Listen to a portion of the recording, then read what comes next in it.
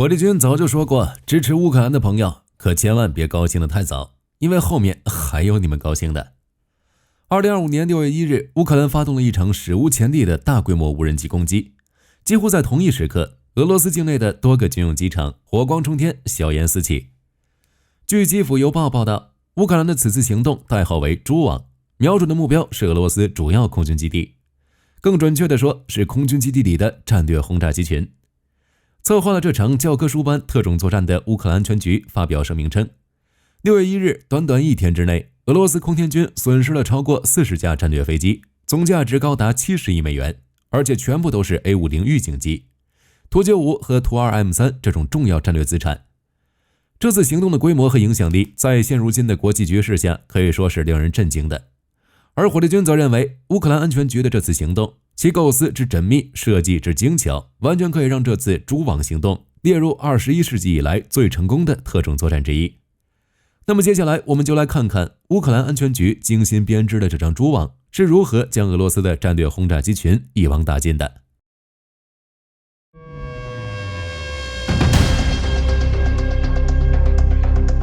虽然火力军无意将本期惊险刺激的蛛网行动变成一个新闻核定本，但有一点其实非常有意思，那就是乌克兰的这次秘密行动其实是早有预告的。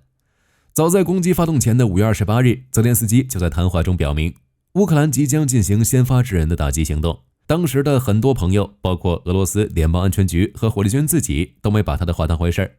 现在看来，搞这种突袭还提前通知俄罗斯，乌克兰安全局算是仁至义尽了。然而可惜的是，联邦安全局要么是轻敌大意，要么就是太无能。泽连斯基都明牌上桌了，俄罗斯还是打不过。俄国防部只能事后狡辩，对着乌克兰破口大骂，把乌克兰的行动和2战偷袭珍珠港事件相提并论。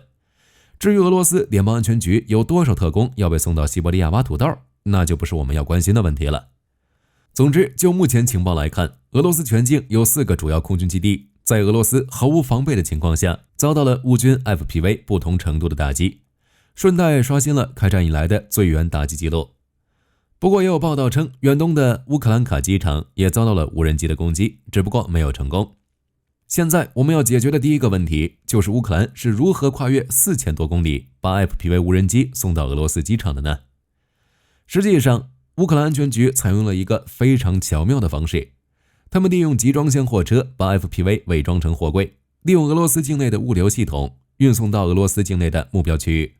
等到行动发动之时，再由乌克兰境内的指挥中心统一操作和调度，对俄军机场实施协同打击。根据泽连斯基的说法，乌克兰安全局策划这次行动整整用了18个月零6天。虽然从创意上说，我们难免怀疑乌克兰安全局借鉴了某些文艺作品，但从效果上来看，可以说是好的不得了。首先，由于这些无人机是在距离目标很近的地方发现，因此现在俄乌前线常见的电子干扰对他们几乎完全没有影响。这一点我们从乌克兰安全局发布的行动视频的清晰度上就能看出。其次，由于世界各国典型的防空系统都是分层布置的，俄罗斯更是如此。当然，理论上来说，在人类没有掌握空间传送技术之前，早期预警加中断拦截配合点防御的防空系统是非常合理的。然而，蛛网行动的攻击手段恰恰是绕过了早期预警和中断拦截。这些俄罗斯机场几乎是在完全没有防备的情况下，被乌克兰无人机部队一举得手。那么，乌克兰此次行动战果如何呢？接下来，我们再来盘点一下俄军的损失。根据乌克兰安全局的官方说法，在此次行动中，俄罗斯共计损失了41架飞机，其中包括图95、图 2M3 以及 A50 预警机等重要资产。而泽连斯基则在讲话中提到，俄远程航空兵的 34% 已经陷入了瘫痪的境地。至于俄罗斯国防部那边，就显得有些闪烁其词了。他们并没有发布具体损失情况，而是宣称俄军在多地成功拦截了绝大部分来袭无人机，仅有摩尔曼斯克和伊尔库茨克等地发生火灾，并无人员伤亡。从某种程度上来说，俄罗斯国防部的表述倒也没错，用图22和图95轰炸机拦截了117架乌克兰 FPV， 应该多少也能算是一种拦截。欧洲新闻台等媒体援引卫星图像显示，遭击中的基地内确实停放有图95、图 2M3、图160和 A50 预警机等多型战略飞机。当然了，这个时候肯定有人会说，图95这种老掉牙的轰炸机早就该淘汰了。乌克兰这么一炸，刚好给俄罗斯省了一大笔维护费。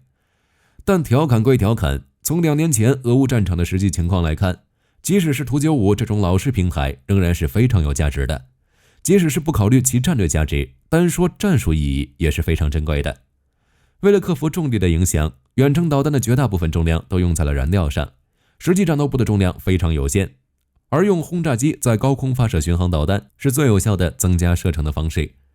远程战略轰炸机可以携带大量的巡航导弹，例如 KH-101 和 KH-555 等，对乌克兰境内目标实现远程打击。而图 2M3 则是俄罗斯空天军的主力轰炸机之一，也是 KH-47 匕首导弹的主要发射平台。之前俄罗斯对乌克兰后方进行的远程打击，除了用伊朗的那些自杀式无人机乱炸之外，要精准打击主要靠的就是这些轰炸机在后方发射巡航导弹。最要命的是，不论是图 2M3 还是图95，他们的损失都是无法挽回的，因为图95的生产线早在1994年就已经关闭，图22也早已停产。至于图160的生产线虽然还在，但其产量非常有限，而且不论是生产成本还是维护成本都要比图95和图 2M3 高得多。因此我们可以断定，乌克兰的这次行动对俄罗斯的空天军造成了非常大的打击，而且是短期内无法恢复的重大打击。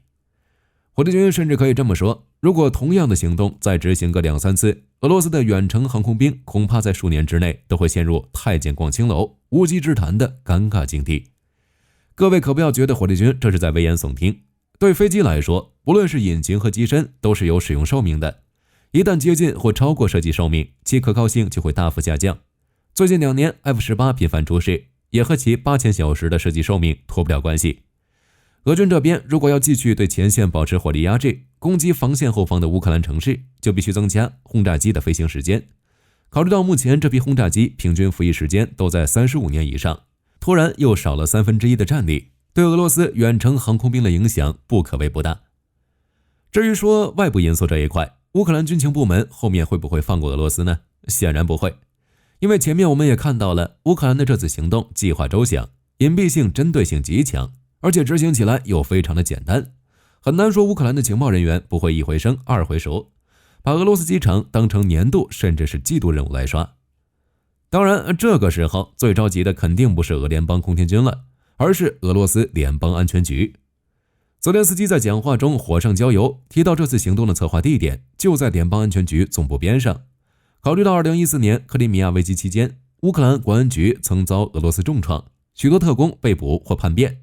蛛网行动的成功着实让 SBU 扬眉吐气了一番。说完了蛛网行动的细节以及对空天军的不利影响，我们再来看看这次行动的其他部分。首先，在政治和外交层面，蛛网行动显然是对俄罗斯的一场大胜。乌克兰能够独立策划和执行这样一场战役，既向欧洲各国展示了乌克兰有能力、有毅力保卫自己的国家，可以说是极大地鼓舞了欧洲同盟的士气，其影响可能还要超过2022年初的基辅战役胜利。据 CNN 报道，美国国防部消息人士透露，美军内部对蛛网行动给予了高度评价，称其显示了前所未见的复杂度和技术水平。当然了，以特朗普为首的美国高层是否会因此掉头和乌克兰重修旧好，现在还不得而知。但截止到6月3日，特别喜欢发表评论的特朗普总统先生仍未对蛛网行动发表任何看法，本身就是一个非常强烈的信号。我们有理由认为，美国高层此时必定针对蛛网行动展开了激烈的讨论。据美国媒体报道，一些特朗普的狂热支持者认为，乌克兰没有提前透露这次行动给美国是一种极大的不信任和背叛，其中甚至有人声称这次行动是故意将美国拖入第3次世界大战。那么果真是这样吗？火箭军认为情况其实恰恰相反，不让美国参与本质上是对美国的保护，也是降低核战争风险的一大善举。由于此次行动针对的是俄罗斯的战略远程航空兵部队，属于俄罗斯核威慑力量的一部分，也是俄罗斯所谓的红线。虽然俄乌战争以来，俄罗斯的红线多的都可以织毛衣了，但如果美国亲自下场，参与到针对俄罗斯战略核打击力量的攻击中去，其性质就完全不一样了。让美国置身事外反而是最好的选择。另外，蛛网行动发生的时间恰恰是伊斯坦布尔新一轮俄乌和谈之际，当时就有人猜测乌方可能借此增加谈判筹码，但目前看来，此轮谈判仅就人道主义问题，例如换俘和交换遗体等达成协议，并未就停火等核心议题达成一致。当然，我们可以预料到的是，俄罗斯肯定不会对此善罢甘休。根据前几年的经验来看，俄军肯定已经在筹备大规模的夏季攻势，至少在短期内，我们是不太可能看到双方握手言和的。最后，我们再来展望一下未来的战场形势。随着无人机技术的快速发展，大量相对廉价的无人机能够以无孔不入的方式攻击到高价值目标。而且最要命的是，无论是俄罗斯还是其他国家，针对这些无人机袭击的防御手段仍然十分有限。正所谓只有千日做贼，哪有千日防贼。从各国现有的防御手段看，想要在所有重要目标附近都部署上针对无人机的拦截装置，难度非常大。